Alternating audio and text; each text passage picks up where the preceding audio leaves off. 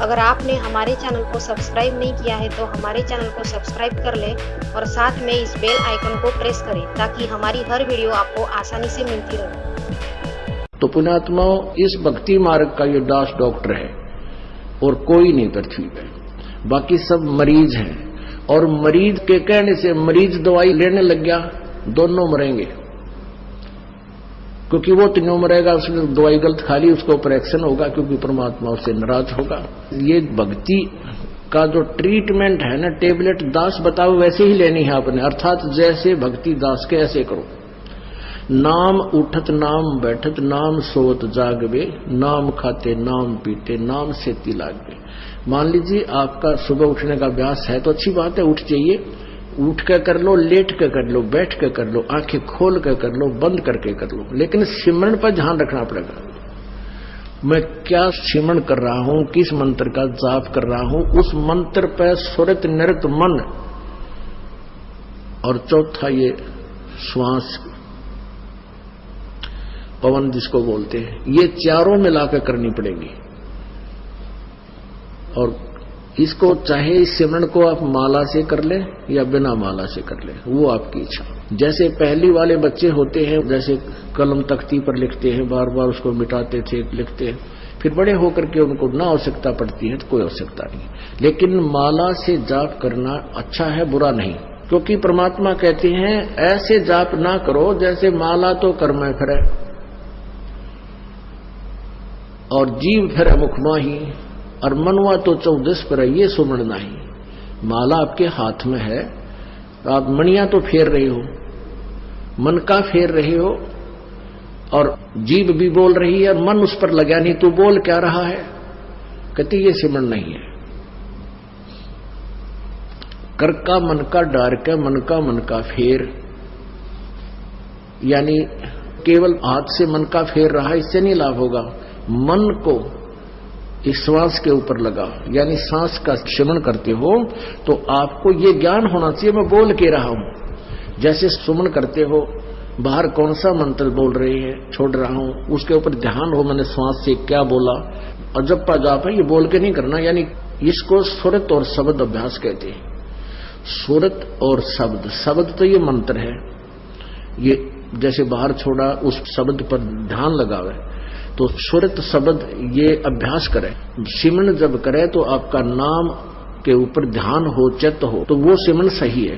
अंदर कौन सा लिया, क्या बोला, तो ये तो सिमरन है सही। और वैसे आप श्वास चल रहा है, आप ध्यान कहीं घूम रहे हो, कहीं जा रहा तो वो नहीं। जैसे आप प्रथम मंत्र जाप करते हो, उसमें भी मैं क्या बोल रहा हूं, पहला मंत्र क्या बोला जा रहा है, दूसरा भी, तीसरा भी, उसके ऊपर ध्यान रहे मैं क्या बोल रहा हूं। और रह रहकर ये भी कभी कभी याद आ जाए कि आपको ये पता हो कि ये प्रथम मंत्र किसका है, दूसरा किसका, तीसरा, चौथा, पांचवा, ये किस किस देव शक्तियों के हैं, ये भी आपको ध्यान में रह रहकर एक आधी बार आ जाना चाहिए। अन्यथा जैसे बोल रहे हैं उस मंत्र पर अवश्य ध्यान रहे मैं बोल क्या रहा हूं। प्रथम मंत्र उच्चारण करके भी कर सकते हो, लेकिन ध्यान अवश्य रहे, मन मन में भी कर सकते हो।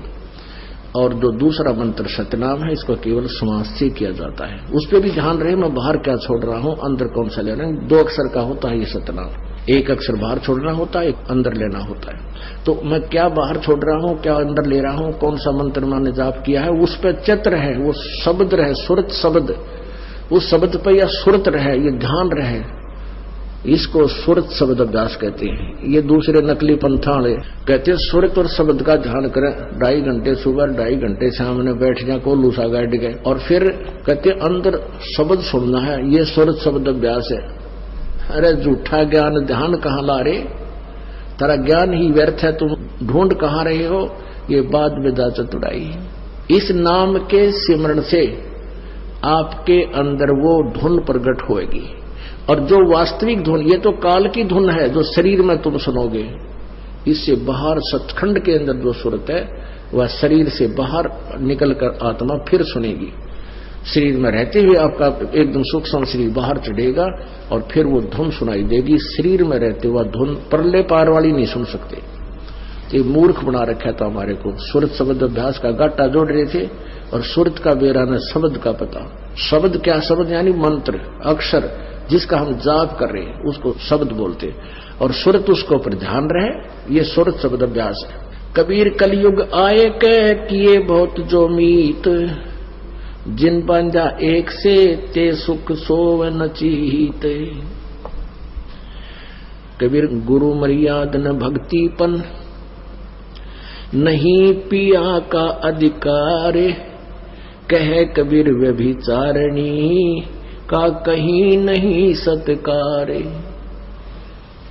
अब जैसे अभी आपको पता है कि वो दो निकम्मी आत्मा, एक ने कहा इसमें भगवान आता है, 10-20 भगत खराब हो गए थे, उनका पता लगा, उनको डांटा धमकाया निकम्मियों को कि तुम बर्बाद हो जाओगे, इसी ये दुष्ट करा कितने धक्के खाते आंडे। यहाँ पहले भी कबीर साहब की वाणी यही थी, गीता जी भी यही थी, वेद भी यही थे, किसी ने कह का भी नहीं पता था। इस दास से थोड़ा बहुत ज्ञान सुन के पंसारी बनना चाहते हैं। हमने तो बड़े बड़े ढाणे हैं, ये दो कुतरू फेर पैदा होते हैं। कहते हैं संगत माए कुसंगत उपजा, जैसे बन में बांस, पाग किस आग लगा दे करे बनखंड का भी नाश। ऐसे दुष्ट टाइप के इंसान होते हैं जो संगत में से कुसंगत उपजती है। जैसे वन के अंदर बांस उग जाता है, वन में बांस होता बम्बू, वो क्या होता है कि जब तेज हवा चलती है तो ऐसे थपेड़े लगते हैं, वो ऐसे आपस में घिस के और उन बांसों से आग लग जाती है और पूरे दावानल का रूप धारण कर लेती है, पूरे बनखंड को, पूरे जंगल का नाश कर देती है। कहते हैं ऐसी नकमी आत्मा जो होती है वो संगत में से कुसंगत उत्पन्न हो जाती है, वो आपस में बकवास करके पूरी संगत का नाश कर देते हैं। तो ऐसे कीड़ों से भी हमने सावधान रहना चाहिए। कोई भी भक्ति मार्ग का आपको गाइडलाइन दास देगा, अन्य कोई नहीं दे सकता।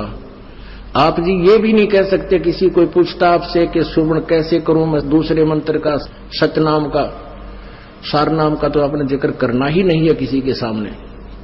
आप नहीं बता सकते उसको कि ये मंत्र बाहर छोड़िए अंदर ले, नहीं तो आप उसके गुरु हो जाओगे, आपका नाम खंड हो जाएगा। आप उसको ऐसे बता सकते हो कि गुरुजी ने मुझे ऐसे बताया, मैं तो ऐसे सेवन करता हूं। वो भी सतनाम जिसने ले रखा हो, जिसने ले नहीं रखा उसको नहीं बता सकते।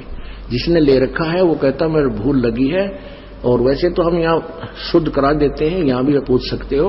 वैसे भी जिसने उपदेश ले रखा है, दूसरे ने भी ले रखा, सतनाम दोनों ने ले रखा है, उसको ये नहीं कह सकते आपके ये पहला मंत्र ऐसे छोड़ दूसरा ऐसे ले, आपका नाम खंड हो जाए, क्योंकि आप उसके गुरु बन गए। आप उसको इतना कह सकते हो कि गुरु जी ने हमें ऐसे बताया है, ये मंत्र ऐसे छोड़ना है, ये ऐसे लेना है, वो समझ जाएगा दूसरा कि ऐसा मंत्र। और कोई सीधा बताता है तो ऐसे भक्ति कर, 2 घंटे 3 घंटे सुबह कर, फलाना कर, ये मंत्र ऐसे कर, वो तुम्हारा गुरु बन गया। वो दुष्ट आत्मा ने तेरा भी नाम खंड कर दिया और भक्ति नाश होगी आपकी। तो इस प्रकार के जो मिस हैपनिंग आपके साथ होती है, आपकी भक्ति के ना करवा देती है। उसके लिए आपने पुनरुपदेश लेना पड़ता है, परमात्मा रजा बख्श देते हैं। कहते हैं कबीर गुरु मर्याद ना भक्तिपन और नहीं पिया का अधिकार। यानी जब दूसरे पर आस्था होगी तो आप अपने मालिक से ऑटोमेटिक कट गए परमात्मा से।